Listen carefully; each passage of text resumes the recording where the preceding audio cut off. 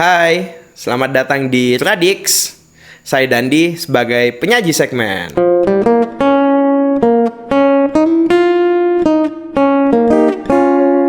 H+2 Lebaran kali ini Radix berkesempatan untuk mengusik kediaman salah satu penyair di kota Makassar yang sedang nyantai di rumahnya saat musim mudik. Saya sedang ingin mengobrol seputar puisi dan proses kreatif. Bersama saya saat ini Bang Aslan Abidin. Halo Bang Aslan. Halo. Bagaimana kabarnya? Baik. Oke. Saat ini kesibukannya apa? Saat ini sedang berusaha menulis disertasi. Disertasi ya. Mungkin ada project untuk manuskrip selanjutnya atau hal yang lain? Saya juga kalau mandek di disertasinya dan memang lebih sering mandek, ya tetap menulis sastra. Oke. Ini langsung aja yang pertama Bang. Persisnya itu Bang Aslan mulai pertama kali menulis puisi itu kapan? Saya menulis puisi itu dengan berterima kasih kepada sistem pendidikan kita yang buruk. Sistem pendidikan kita yang buruk itu antara lain misalnya guru seringkali mendikte di sekolah. Jadi guru membaca, kemudian siswa diharuskan menulis. Nah, karena saya malas menulis apa yang didiktekan oleh guru, maka biasanya saya berpura-pura menulis. Yang saya tulis itu kemudian nulis saja, nulis cerita-cerita lucu tentang teman di kelas, yang kemudian nanti setelah gurunya keluar, saya perlihatkan kepada teman-teman dan biasanya mereka suka, mereka ketawa. Nah, setamat SMA, ketika diterima di Unhas, buku-buku SMA saya itu saya kumpulkan, kemudian saya buka-buka untuk sebelum saya masukkan ke DOS. Ternyata banyak yang di halaman terakhirnya itu berisi sajak saja. Buku-buku itu, halaman terakhir buku-buku itu kemudian saya robek, saya satukan dan saya bawa sampai ke universitas. Ya, di universitas kemudian saya membentuk kelompok diskusi dan menulis masyarakat sastra Tamalandrea. Kemudian dari kelompok itulah kemudian kami berdiskusi dan menulis. Berarti mulai serius menulis sebuah sajak itu ketika bergabung dalam masyarakat sastra Tamalandrea ya? Iya. Ketika dulu semasa bersekolah itu bacaan-bacaan masuk itu bagaimana? Saya ini diuntungkan oleh pemerintahan Orde Baru yang ketika itu punya kebijakan di tahun 80-an itu buku impres. Jadi sekolah-sekolah ketika itu SD, SMP, SMA itu ada perpustakaan. Di perpustakaan itu ada buku-buku yang bagus-bagus, ada 1001 Malam, Simbad si Pelaut. Sampai di perpustakaan SMA itu buku-buku Iwan Simatupang macam Siarah, itu ada semua di situ. Nah, saya kira generasi saya itu agak tertolong oleh model itu. Jadi kami bisa membaca sejak SD, SMP, SMA. Jadi di kecamatan pun juga ada perpustakaan. Jadi saya waktu SD, SMP, SMA sampai SMA itu sudah membaca novel-novel dari kisah-kisah tentang Amerika, kisah-kisah koboi, atau cerita-cerita silat, macam Pendekar Pulau Es, Pendekar Lengan Seribu. Itu sudah baca saya dari perpustakaan kecamatan. Nah, ternyata kemudian ya banyak membaca itu memberi keuntungan karena itu kemudian bisa membuat menulis menjadi lebih bagus. Proses kepenyairan Bang Aslan dari dulu hingga saat ini tuh bagaimana? Apakah memiliki pola yang sama seperti dulu dengan saat ini? Kalau dulu ya awalnya ya menulis ya kebanyakan saya menulis hal-hal yang sifatnya personal. Jadi mungkin sama dengan kebanyakan orang di usia-usia SMA sampai awal-awal masuk universitas, saya menulis mengenai ibu, kemudian menulis mengenai Tuhan, setelah itu menulis mengenai kekasih. Itu saja personal, tetapi di semester-semester berikut kemudian di zaman berkuliah dulu di zaman Orde Baru itu juga sudah mulai menulis sajak-sajak sosial. Sampai sekarang ya bisa dikata saya menulis sajak-sajak personal dan sajak-sajak sosial. Buku puisi Bahaya Laten Malam Pengantin itu kan merupakan buku yang sempat menjadi perbincangan di banyak kalangan ya. Itu boleh diceritakan bagaimana proses lahirnya manuskrip itu hingga menjadi sebuah buku. Ya. Setelah di universitas, ketika masih mahasiswa baru di universitas, ada lomba menulis sajak spontan. Saya masih gundul ketika itu, masih di ospek, ditarik senior untuk ikut. Saya ikut dan kemudian tiba-tiba menang, juara 2. Waktu pengumuman di panggung, ya senior juara 1, kemudian saya juara 2, senior lagi juara 3. Ya saya kemudian merasa bahwa ya saya ada sedikit lompatan lah gitu. Meskipun ya hadiahnya ketika itu sebuah buku saja, Bulan Luka Parahnya Husni Jamaluddin. Tetapi sejak itu kemudian ya juga karena kuliahnya di sastra, jadi tidak terlalu jauh dari karya-karya sastra, akhirnya bisa membuat kelompok menulis. Jadi sajak-sajak yang di Bahaya Laten Malam Pengantin itu kebanyakan sajak-sajak yang ditulis ketika mahasiswa. Nah, saya kemudian ketika itu ya berdiskusi bersama teman-teman dan kami kemudian berusaha menulis sajak sebagus mungkin karena berharap pada honor dari sajak itu. Jadi setelah dibuat sebagus mungkin, maka usaha selanjutnya adalah membuatnya menjadi uang. Untuk beli buku lagi. Ya, untuk hidup, untuk kuliah. Jadi selalu targetnya adalah lomba atau dimuat di media yang memberi honor cukup. Ya itulah kemudian yang membuat kami berlomba untuk membuat sajak yang bagus, yang punya kualifikasi menang lomba, dan hampir semua buku, hampir semua sajak-sajak yang di Bahaya Laten Malam Pengantin itu sajak-sajak yang sudah pernah dijual, sajak-sajak yang sudah pernah menang atau dimuat di koran. Jadi sudah dapat honornya. Kemudian ketika dibukukan, ya itu jadi duit lagi. Dan ketika diterbitkan ulang oleh Gramedia, itu mungkin akan mendatangkan duit lagi. Jadi sajak-sajak itu bisa dikatakan sudah dijual 3 kali. 3 kali ya. Tahun 2018 itu kan saya tiba-tiba mendapatkan kabar dari Faisal Odang bahwa buku puisi Bahaya Laten Malam Pengantin akan diterbitkan kembali. Yang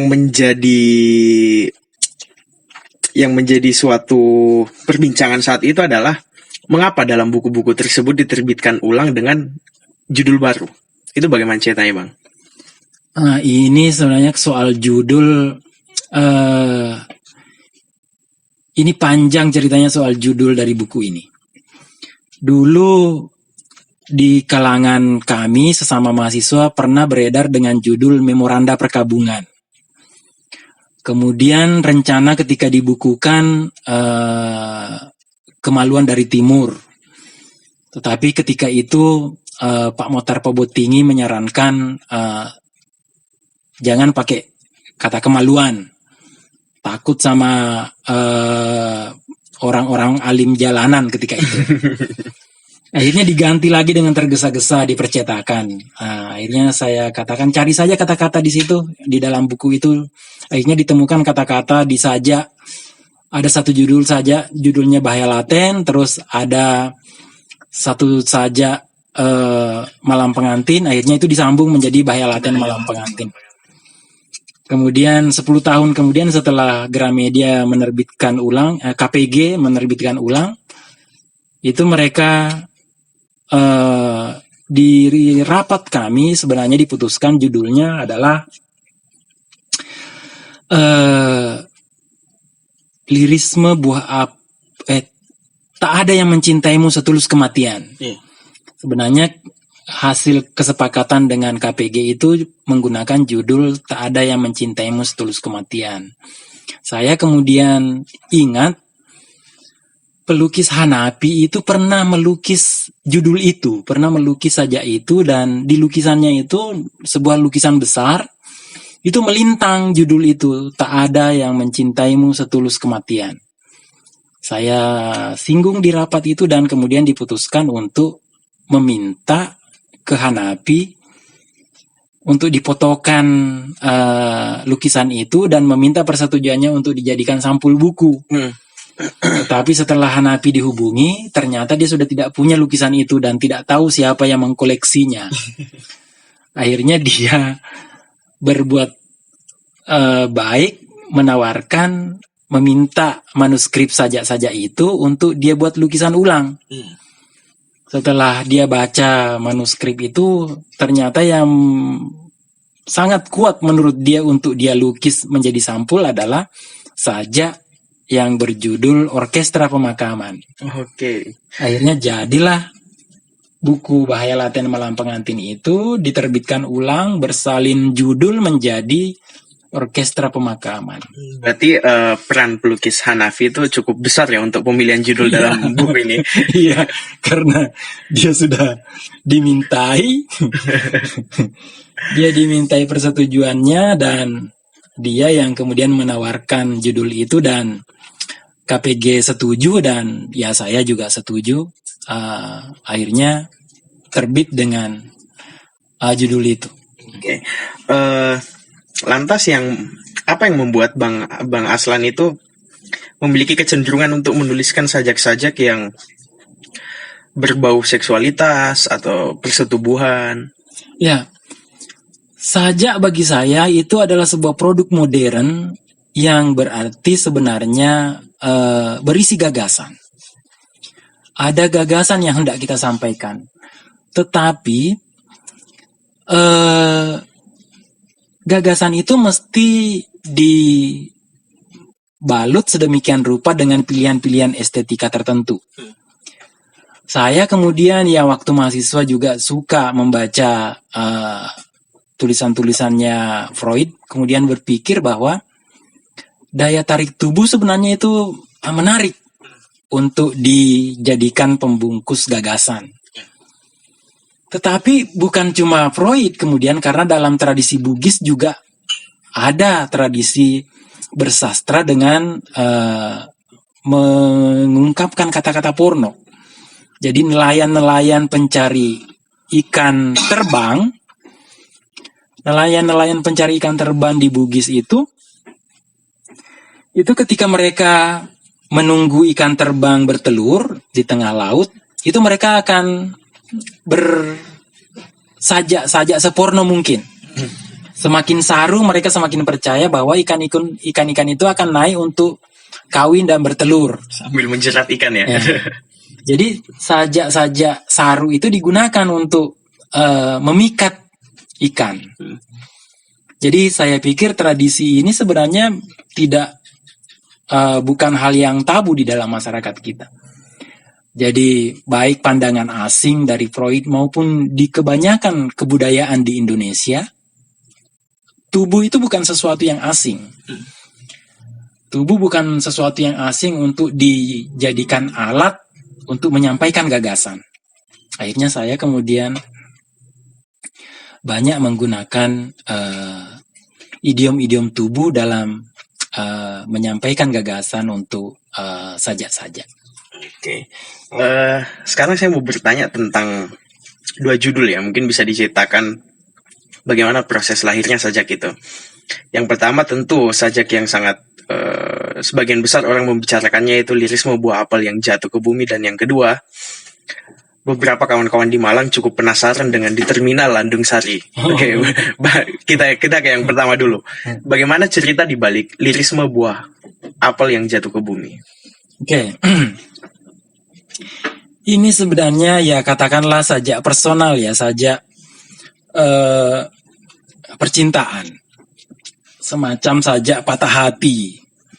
Tetapi bagaimana sih menyampaikan sajak patah hati ini? Saya menggunakan metafora apa untuk sampai, karena sastra kemudian saya pahami sebagai cerita, kisah. Sehingga kalau mempelajari seluruh kisah-kisah dari peradaban terdahulu sampai sekarang, itu berupa kisah. Itu kemudian yang kita sebut sastra. Jadi sajak-sajak saya kemudian kebanyakan berkisah, jadi naratif. Nah, bagaimana caranya berkisah mengenai kerinduan, kepatahhatian? Saya menggunakan perangkat apa? Akhirnya saya berpikir bahwa gambar yang sering berada di kepala saya adalah seseorang di bawah pohon apel duduk dan kemudian ada apel jatuh dan jadi sebuah teori. Tetapi gambar mengenai peristiwa itu lebih menarik sebenarnya bagi saya daripada teorinya. Akhirnya saya menganggap bahwa apel yang jatuh itu sebenarnya selalu menjadi pertanda tragedi. Yeah. Kalau Anda ingat lagu di zaman saya remaja dulu, itu Tragedi Buah Apel. Itu dari Gito Rolis. Yeah. Nah, akhirnya saya nulis, tentu sangat menarik kalau bisa memasukkan peristiwa ini ke dalam peristiwa kehilangan. Ya akhirnya ya saya masukkan kemudian bahwa sering bisa saja membuat satu gambaran peristiwa pada suatu tengah malam seusai menikmati gravitasi di atas tubuhmu.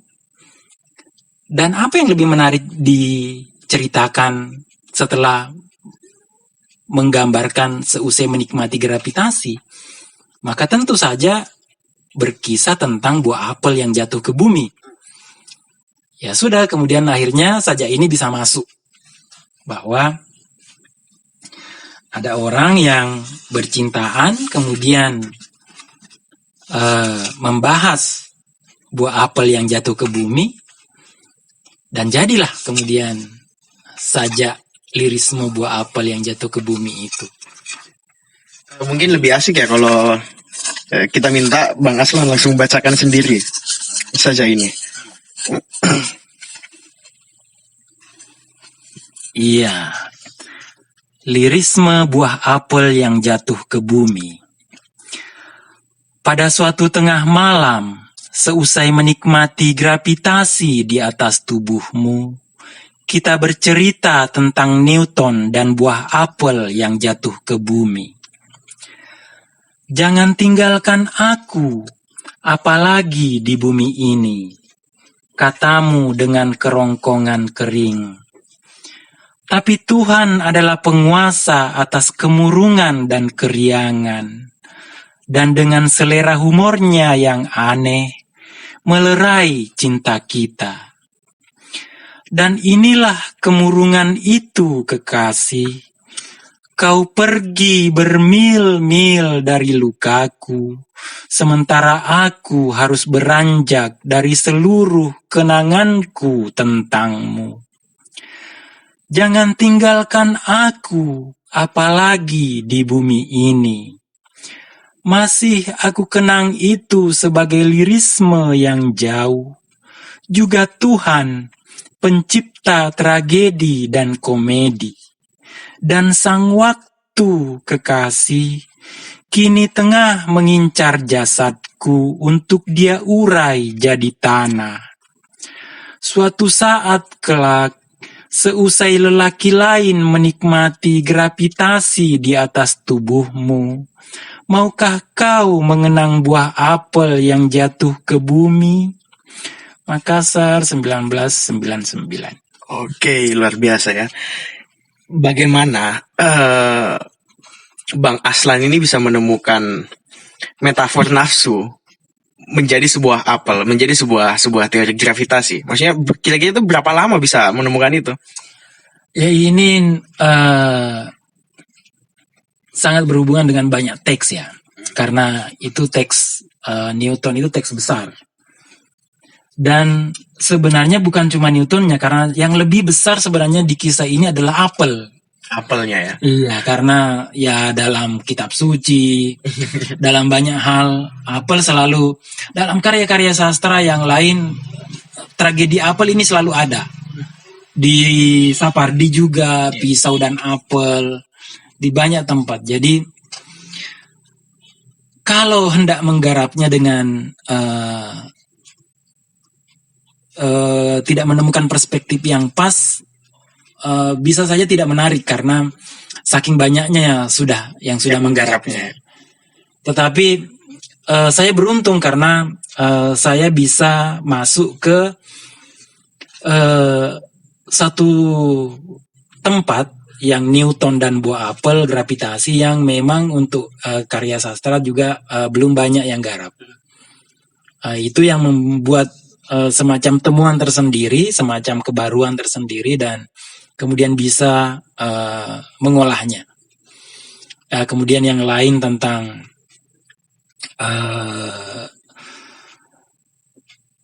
tragedi dan komedi, ya ini dari bacaan-bacaan mengenai karya-karya sastra awal, kemudian ironi dan lain-lain. Ya, terus kita beralih ke saja yang selanjutnya di Terminal Landung Sari. Oke. Itu bagaimana lahirnya sebuah sajak itu? Saya tahun pembuatan sajak itu kayaknya ya. Saya untuk pertama kalinya ke Malang. Itu untuk kegiatan pertemuan sastra Nusantara di Batu. Saya sampai di terminal. Itu kayaknya setelah dari waktu hendak ke Batu, saya di terminal. Masuk terminal Landung Sari itu awalnya cukup mengejutkan. Saya cukup terkejut.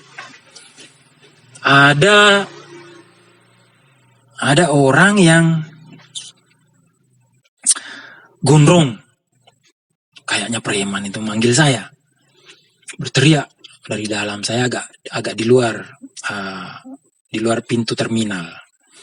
Akhirnya saya masuk. Wah celaka saya ini, berhadapan dengan preman. Mungkin karena saya gondrong juga ini, dianggap jagoan juga kali ya. Wah, setelah dekat, terusnya, "Hei, kamu Aslan ya?" "Wah, iya." Saya cukup gembira karena dia mengenal saya. "Oh, yang di baca puisi di Batu itu ya?" "Oh iya." Wah, akhirnya ada kenalan. Tetapi sebenarnya selain dia itu, saya sebenarnya janjian dengan seorang kawan yang belum pernah ketemu sebenarnya, Pikong. Pikong itu temannya seorang kawan yang saya kenal, pernah ke Makassar sama-sama demo di Makassar. Kedua orang ini janjian ketemu di Terminal Landung Sari, tapi tak muncul-muncul. Akhirnya sudah, saya keliling aja di terminal itu, menunggu, melihat orang siapa yang datang, menunggu apakah ini yang mencari saya ini yang datang, karena ketika itu belum ada HP, hanya menggunakan telepon umum. Jadi sambil melihat orang, kemudian merasa bahwa tak jelas, orang-orang ini tak jelas apakah pergi atau pulang. Kemudian saya bolak-balik melihat WC, membaca coretan-coretan di dinding WC dan lain-lain, dan akhirnya menulis beberapa kalimat mengenai penggambaran Terminal Landung Sari. Nanti setelah pulang di Makassar, ternyata jadi sebuah sajak. Menunggu teman tetapi yang datang preman ya. Beberapa kali juga saya sempat diteriakin di situ. Tapi yang meneriakin adalah polisi untuk ditilang. Terus saya ingin bertanya mengenai pandangan Bang Aslan tentang puisi. Menurut Bang Aslan puisi itu bagaimana? Ya, sajak ini adalah sebuah kalau kita sebut sajak modern, maka dia adalah produk modern. Maka bagi saya ini adalah sarana untuk menyampaikan gagasan. Jadi sama dengan gagasan-gagasan modern yang lain, ya artikel, opini, skripsi, tesis, disertasi, itu untuk menyampaikan gagasan. Hanya bentuknya saja yang berbeda. Jadi gagasan dalam puisi adalah ya gagasan yang disampaikan secara estetik karena dia disebut karya seni. Jadi ya itu antara lain saya menganggap bahwa ini adalah alat untuk menyampaikan gagasan. Jadi saya berusaha sajak-sajak saya itu ya sedapat mungkin ada isinya lah. Yeah. Ada gagasan yang hendak disampaikan. Ya katakanlah saya menghindari untuk menulis yang terlalu lebay misalnya, karena saya menganggap itu berarti mungkin gagasannya tidak terlalu memadai. Jadi saya selalu berusaha untuk menulis sesuatu, mengamati sesuatu. Misalnya saya bertahun-tahun mengamati, gabung sama anak-anak untuk melihat orang memotong kurban. Kemudian saya bisa menulis puisi mengenai kurban. Saat ini saya mengamati orang untuk bisa menulis sajak mengenai Idul Fitri. Tetapi belum berhasil. Saya malah itu di antara dua pengamatan, saya mengamati orang-orang, gadis-gadis, anak-anak muda, orang-orang yang pergi dan pulang sholat Id. Tetapi yang lebih kuat dalam pikiran saya itu untuk saya tulis misalnya gambarnya ya. Itu ketertarikan saya melihat gadis-gadis pakai rok sebatas lutut di hari Minggu pergi ke gereja memeluk Alkitab. Yeah. Ini gambaran yang saat ini lebih kuat. Dan bisa saja saya kemudian berniat menulis mengenai suasana Idul Fitri, malah yang saya tulis adalah suasana pergi ke gereja. Untuk menyampaikan sebuah gagasan itu mengapa Bang Aslan memilih puisi? Kenapa enggak? Maksudnya Bang Aslan juga menulis esai dan yang lainnya, tetapi tidak mengapa tidak konsen untuk katakanlah menulis novel atau cerpen mungkin? Ya, saya menulis esai juga, menulis cerpen, menulis monolog. Seringkali sangat tergantung gagasan itu ketika ada, karena saya seperti yang saya katakan tadi, saya hanya hendak menyampaikan gagasan, bentuknya seringkali apa yang saya anggap cocok. Jadi kalau cocoknya ditulis esai, saya tulis esai. Kalau sanggupnya menulisnya dalam bentuk puisi, saya tulis dalam bentuk puisi. Ada dulu yang misalnya saja kepada tentang korban G30S itu, yang ada di buku Orkestra Pemakaman. Itu saya berkali-kali gagal menuliskannya dalam bentuk cerpen. Akhirnya jadinya dalam bentuk puisi, dan puisi itu kemudian tidak begitu saya sukai karena tidak begitu metaforik. Karena sebenarnya memang rencananya adalah sebuah cerpen. Tetapi cerpennya gagal dan jadinya puisi. Tetapi ya ada juga orang yang mengatakan bahwa cukup menyenangi puisi itu. Dari seluruh kerja-kerja kepenyairan Bang Aslan, menurut Bang Aslan bagaimana seharusnya bentuk sebuah puisi? Ya itu tadi, sebagai sebuah produk modern, maka dia semestinya sama dengan gagasan-gagasan yang lain, punya daya pengaruh. Bisa mempengaruhi orang, misalnya tentang pandangan-pandangan orang, mempengaruhi pandangan orang, menambah pengetahuan orang. Ya sama dengan temuan-temuan dalam jurnal ilmiah. Ya. Ya semestinya seperti itu, menambah pengetahuan. Katakanlah membantu usaha untuk menjadi lebih baik misalnya. Karena ya proses kreatif itu juga kan persoalan temuan. Jadi sebagai sebuah karya modern, ya karya sastra itu juga temuan. Karena kalau dia tidak berisi temuan, maka dia tidak kreatif. Maka ketika dia tidak kreatif, maka ya dia membantah bentuknya sendiri sebagai karya kreatif. Terakhir nih Bang, menurut pembacaan Bang Aslan saat ini, kira-kira puisi dari penyair muda yang mana yang memiliki kemungkinan untuk dikatakan sebagai puisi yang layak untuk dibaca banyak orang? Saat ini kita sedang menghadapi satu era sajak-sajak pop media sosial. Saat ini agak masih sulit untuk menunjuk yang muda-muda ini untuk berpikir siapa di antara mereka yang katakanlah cukup serius menulis dalam artian katakanlah sajak-sajak sosial yang secara kreatif ingin mempengaruhi masyarakat ke arah yang lebih baik ya. Karena sekarang kita begitu dipenuhi oleh sajak-sajak pop, kebanyakan malah alay ya. Ya, orang sekarang mengukur kualitasnya itu pada like massa di media sosial. Sementara ya masa ini kan bukan masa yang